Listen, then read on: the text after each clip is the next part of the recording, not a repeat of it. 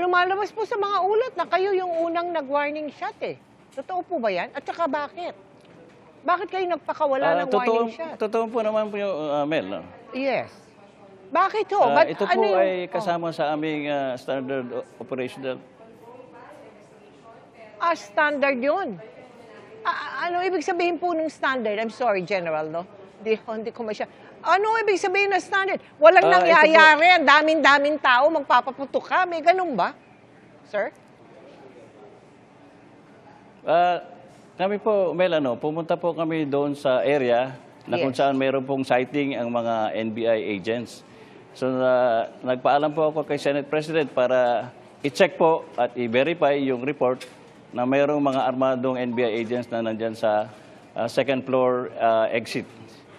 At nung nandun na po kami sa area, na-confirm po namin at nakita po namin yung mga tao na armado, kaya po as part of our procedure, ay challenge po namin siya, verbal challenge po. This is yung aming pong procedure of the continuum use of force. So una muna, verbal warning.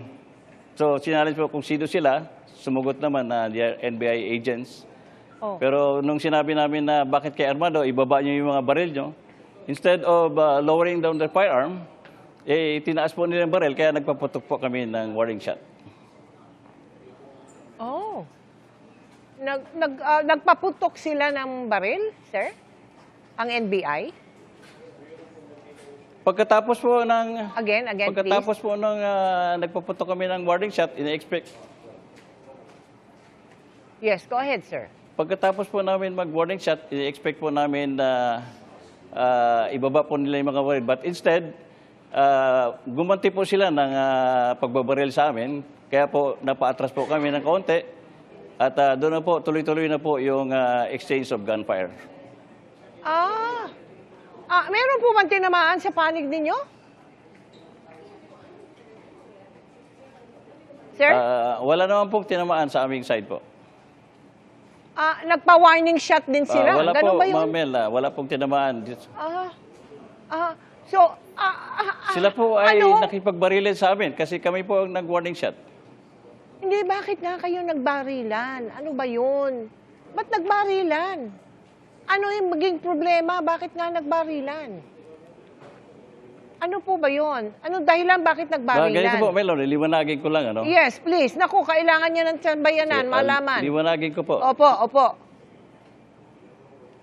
Liwanagin po natin Yes, kung bakit nagkaroon yes, sir. ng barilan. Go ahead, please. Unang-una po, marami pong kaming mga reports na may presence po ng armed individuals dito sa paligid ng Senado.